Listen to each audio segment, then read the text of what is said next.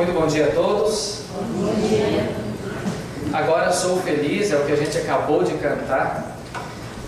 O fato de estarmos na casa do Senhor nos deixa alegres, ou pelo menos nos deixa esperançosos de ter a nossa alegria hoje também renovada. Porque Deus diz ao seu povo que fomos criados, ou Deus os criou para que fossem meus, diz o Senhor, e para que dessem louvores ao seu santo nome. Por isso eu quero iniciar esse culto dirigindo a vocês as palavras de Filipenses capítulo 3, versículos 10 e 1, digamos assim como um tema geral para o nosso culto de hoje, que é o quinto domingo na quaresma. Diz assim: tudo o que eu quero é conhecer a Cristo e sentir em mim o poder da sua ressurreição. Quero também tomar parte nos seus sofrimentos e me tornar como Ele na sua morte, com a esperança de que eu mesmo seja ressuscitado da morte para a vida. A ressurreição de Jesus Cristo é a grande coisa nova que Deus faz e nós somos atingidos por isso. Nós somos beneficiados por isso. Que essa alegria, que essa esperança, essa certeza esteja presente no coração de vocês. Estão nas mãos do Senhor e vivo está. E essa seja a nossa esperança, essa seja a nossa alegria nesse momento, e que também vamos meditar na palavra santa e pura de Deus Santo. Convido vocês então a por favor. Alguém conhece esse senhor? Não? Acreditável, não. Norte-americano, Martin Cooper. Em 1973, ele criou o primeiro telefone móvel, pesando apenas 997 gramas, quase 1 quilo. É o verdadeiro tijolão. Pouco antes de anunciar ao mundo essa invenção dele, ele parou na avenida e fez uma ligação para alguém. E depois ele comentou dizendo que a bateria não dura mais que 20 minutos. Mas esse é o tempo suficiente, ou o máximo que uma pessoa consegue segurar o tal tijolão próximo à sua orelha. Talvez não esse modelo, mas quem sabe o próximo slide aí, alguns desses modelos aí, a maioria de vocês já usaram, certo? E a maioria deles não está no seu bolso, está na lixeira. É claro que com o tempo os celulares vão ficando obsoletos, ou seja, eles não suportam mais os programas modernos que sempre vão inventando. Precisam ser substituídos, trocados, jogados fora. Mas independente do modelo, você deve concordar comigo que o celular é um aparelho facilitador. Pelo menos foi para isso que eles foram criados, né, os celulares. Então, a partir de hoje, quando você pegar o seu celular na mão, você vai lembrar de quem? Do Martin Cooper. Você deve estar orgulhoso e feliz, porque o pastor Jackson tem 4 celulares no nome. Então multiplica 4, 2 ou 3, aí, ou 5 ou 10, por aí vai. Né? Uma coisa útil e praticamente todo mundo tem. Todo mundo tem. Bom, nós acabamos de ler o texto de Isaías, o profeta dizendo assim: não fiquem lembrando das coisas passadas. Aí estamos nós aqui falando das coisas antigas. Então tá, vamos adiante. O texto bíblico termina com a palavra de Deus, esse versículo tão bonito que estava exposto aí. Deus dizendo assim: esse é o povo que eu criei para que fosse meu, a fim de que desse louvores ao meu nome. Na época, Deus estava falando para o povo de Israel, que se tornou um povo obsoleto por causa dos seus pecados. No entanto, agora, Deus repete essas palavras, olhando para vocês e diz: vocês são o povo que eu criei para ser meu, a fim de dar louvores ao meu nome. E é um versículo muito semelhante do modo que o profeta inicia esse capítulo 43. Eu sou o Salvador, esse é o meu povo, eu vou o salvar. Meus amados, vocês já pararam para pensar o que significa vocês sermos povo de Deus? Ó, o celular está pitando já. O meu está desligado, deixa eu ver aqui. Tá, ninguém vai me ligar, então tá ótimo. O que significa ser povo de Deus? Já pararam para pensar o que significa isso na sua vida? O Martin Cooper criou o celular, né? O telefone móvel. Deus criou vocês. Deus criou vocês para serem dele. Bom, nós estamos aqui novamente falando de coisas passadas, né? Mas eu acho que é uma coisa interessante, é algo que assim, tem o seu sentido lembrar das coisas passadas. Não do jeito que muitas vezes nós fazemos, principalmente quando fala com um jovem, né? Esses jovens de hoje em dia, no meu tempo não era assim, não tinha tantos problemas. Na minha época, já usa época, né, que é bem lá atrás, na minha época era muito melhor do que hoje em dia. Bom, lembrar do passado dessa maneira não é legal não. Mas lembrar do passado, ou lembrar das coisas que Deus fez no passado, é ter assegurado, é ter a garantia de que novas coisas serão feitas. Ou você acha que o seu modelo do seu celular é o último que foi inventado? Não. O meu é um S3, tem um S5, S6, iPhone 6 e por aí vai. Mas Deus diz: pois agora eu estou fazendo uma coisa nova que vocês verão logo. De repente vocês o verão. O povo de Israel tinha sido levado para a Babilônia como prisioneiro porque tinha se afastado de Deus.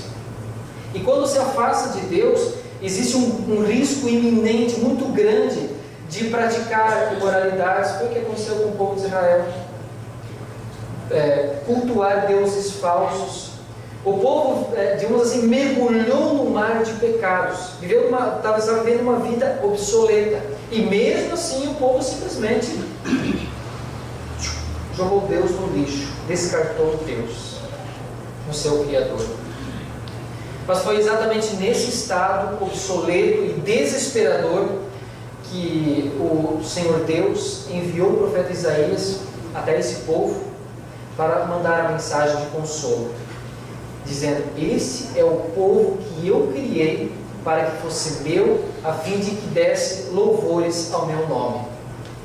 E o profeta, obviamente, fala do passado. Ele chegou e disse assim: olha, gente, lembra do povo de Israel lá na antiguidade, nossos antepassados? Deus tirou aquele povo do Egito, da escravidão. Eles passaram pelo meio do mar. De repente alguém levanta a mão e diz: espera aí, ô profeta Isaías, isso foi coisa lá no passado. Nós estamos vivendo agora uma outra realidade. Por isso ele diz assim: pare de pensar nas coisas passadas, porque Deus promete: vou fazer uma coisa nova que logo vai acontecer e vocês haverão, de repente haverão. Mas de que maneira essas palavras são atuais ou fazem sentido para nós hoje? Será que a gente se encaixa nessa história, nessas palavras? Vejam, assim como o povo de Israel lá na antiguidade saiu, foi tirado do Egito, passou pelo Mar Vermelho e foi levado até a terra de Canaã, os israelitas no tempo do profeta Isaías foram tirados da Babilônia, passaram pelo deserto e voltaram para a sua terra natal. Jesus passou pelo deserto, foi tentado, sofreu, padeceu, morreu, venceu a morte e deixou o túmulo e a cruz vazios. Essa é a coisa nova que Deus faz por vocês e por mim. Nós estamos envolvidos nessa coisa nova. Uma ação tão humilde, tão vergonhosa, mas ao mesmo tempo tão maravilhosa e rica. E por que Deus fez isso? Porque esse é o povo que eu criei para que fosse meu, a fim de que desse louvores ao meu nome. Meus amados, Deus quer ser louvado na sua vida e pela sua maneira de viver. No final, o povo de Deus sempre sai vitorioso. Vocês já notaram? No final, passa pelo deserto, passa pelo mar, passa pelo fogo, passa por tentações, passa por provações, se queima, se molha, se machuca, se rala, mas no final o povo de Deus sai vitorioso. Passando pela morte, o povo de Deus mesmo assim sai vitorioso. Já pararam para pensar nisso? Nós somos um povo pecador. Nós somos indignos de Deus, e mesmo assim Deus foi capaz de mandar o seu Filho Jesus para morrer na cruz por nós, como uma oferta, para que pudéssemos ter vida e salvação eterna. Deus nos fez isso para tirar a gente do Egito, da Babilônia, dessa vida obsoleta em pecado. E por que Deus fez isso? Porque esse é o meu povo que eu criei. Esse é o povo que eu criei para que fosse meu. Gente, tenham consciência disso. Vocês são o povo de Deus. Vocês sabem por que Deus tirou o povo de Israel lá do Egito? Porque o povo estava sofrendo, escravizado, lamentando, chorando. Aí Deus olhou para aquele povo: puxa, mas não foi para isso que eu criei Israel. Foi para isso que eu criei esse povo, para ser meu. Vocês sabem por que Deus tirou o povo de Israel no tempo de Isaías lá da Babilônia? Porque no meio de tanto sofrimento, Deus não estava sendo louvado. As outras nações olhavam: ah, esse é o povo que Deus criou. Onde é que está o seu Deus? Que legal, esse Deus deixa vocês aí escravos, sofrendo. Deus não estava sendo louvado pela vida daquele povo. Você sabe por que Deus morreu na cruz? Através do seu Filho Jesus? Porque na nossa vida obsoleta em pecado, Deus não é louvado. Ou vocês cometem pecados louvando a Deus? Não. Não, né? Vocês não matam alguém cantando para Deus. Vocês não roubam, não enganam, não sonegam adorando a Deus, certo? A nossa vida, Deus quer ser louvado. Deus diz: esse é o povo que eu criei para que fosse meu, a fim de que desse louvores ao meu nome. E aí nós temos que concordar num outro ponto também. Cada um de nós, independente da idade, vai ter alguma fase longa, mais curta, repetidas vezes, que nós vamos viver uma vida no deserto, na Babilônia, uma vida obsoleta em pecados. Pode ser uma doença, pode ser um vício, pode ser um pecado que você cometeu lá no passado e você não consegue se libertar, pode ser alguma coisa que está lhe causando preocupação e sofrimento. Essa é a vida no deserto, na Babilônia, no Egito. Aí você precisa lembrar do que Deus diz: eu faço uma coisa nova. E por que Deus faz uma coisa nova? Porque foi esse povo que eu criei para que fosse meu, a fim de que desse louvores ao meu nome. Meus amados, uma vida obsoleta em pecados, uma vida pecaminosa, digamos assim, apegada às coisas, aqueles que são problemas da nossa vida, isso não nos permite viver para louvor e para a alegria de Deus. Se hoje nós olhamos para o celular e lembramos do Martin Popper, Deus quer ser lembrado quando as pessoas olham para vocês. Deus quer ser lembrado quando as outras pessoas olham para vocês. Deus quer ser louvado por isso. Talvez vocês aqui, ou alguns de vocês, estejam passando por um momento obsoleto. Estão passando por um momento de deserto. Então lembrem das promessas de Deus e se apeguem nelas. Deus diz: eu vou fazer uma coisa nova que logo vai acontecer e de repente vocês a verão. Seja no deserto, seja na Babilônia, seja numa vida obsoleta, Deus quer ser louvado na sua vida. Você foi criado para que desse louvores ao nome do Senhor Deus. Por isso, meus irmãos e irmãs, nós precisamos prestar atenção para que o desânimo não nos segure numa vida obsoleta, presos ao passado. Ah, mas isso aqui já aconteceu, está voltando. Esqueçam o passado. Deus diz que vai fazer uma coisa nova e melhor na sua vida. Eu já repeti isso quase 1 milhão de vezes. Eu vou repetir aqui mais uma vez, 1.000.001. Os problemas surgem na vida do povo de Deus unicamente para serem vencidos, para que reconheçamos a nossa dependência de Deus e para que vejamos e sintamos as obras maravilhosas do Senhor Deus na nossa vida. Ah, mas espera aí, nós temos que passar pelo meio desse mar, os egípcios estão vindo, não vai dar. Eu abro o mar para vocês e derroto os egípcios, diz Deus. Ah, mas é que nós vamos sair da Babilônia, tem um deserto muito longo para a gente percorrer. O deserto não tem comida, não tem água, a gente vai morrer de sede. Deus promete: farei com que jorem fontes no deserto e com que rios corram pelas terras secas para dar de beber ao meu povo escolhido. Ah, mas é que para passar pelo deserto eu vou ser tentado. Por eu ser cristão, as pessoas vão me xingar, vão zombar de mim, eu vou sofrer, eu vou ter que morrer na cruz. Deus diz: eu ressuscitarei vocês. Não há problema tão grande, tão grave, que o Deus do impossível não possa solucionar e resolver. E por que Deus faz isso? Porque esse é o povo que eu criei para que fosse meu, a fim de que desse louvores ao meu nome. Amado irmão, amada irmã, passe pelo mar, passe pelo deserto, pegue a sua cruz, carregue ela nas costas, e se precisar encarar a morte, olhe bem nos olhos da morte, encare de frente, se for preciso, porque Deus quer ser louvado na sua vida. E vocês podem ter certeza que Deus não medirá esforços para que isso aconteça. E essa foi inclusive a principal razão do apóstolo Paulo dizer o seguinte, lá em Filipenses 3: considero tudo uma completa perda, comparado com aquilo que tem muito mais valor, isto é, conhecer completamente a Cristo Jesus, o meu Senhor. Eu joguei tudo fora, como se fosse lixo, a fim de poder ganhar a Cristo e estar unido com Ele.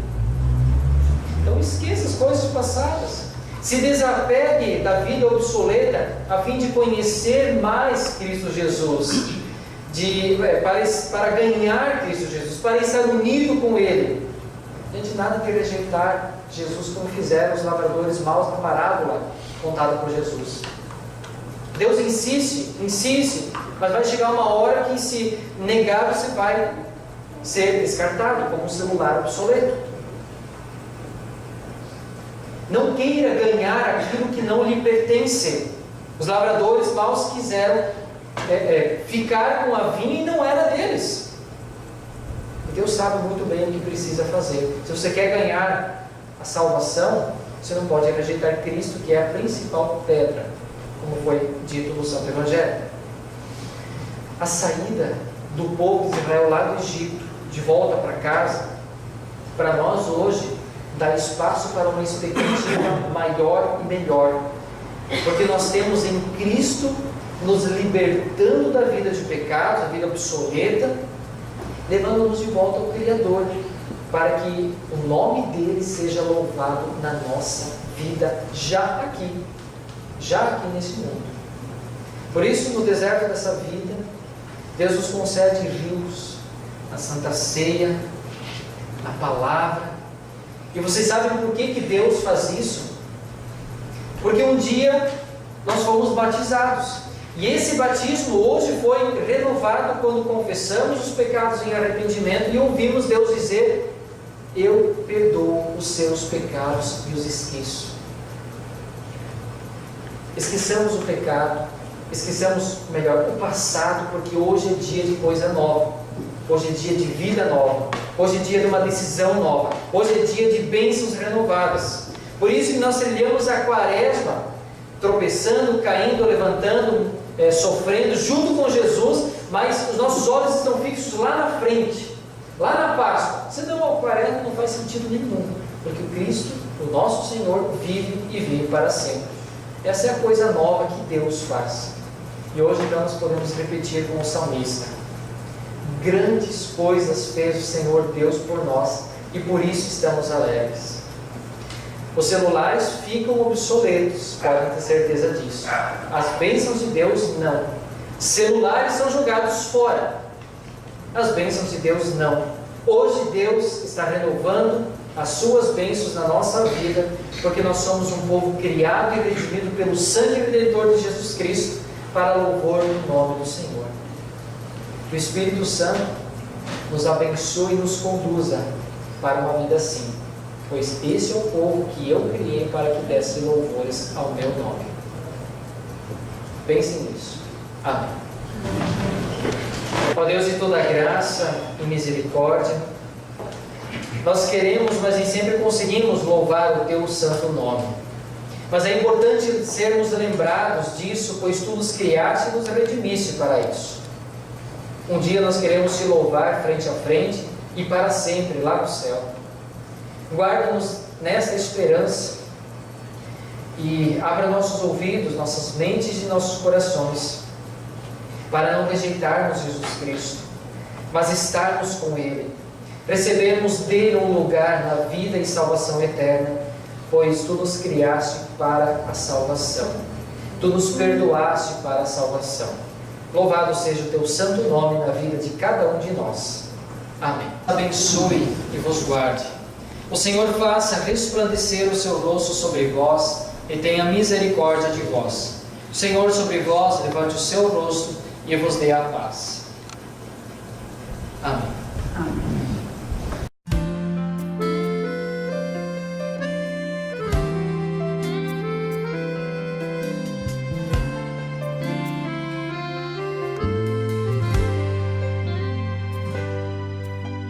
Todos necessitam amor que nunca falta, tua graça e salvação. Todos necessitam a luz da tua glória.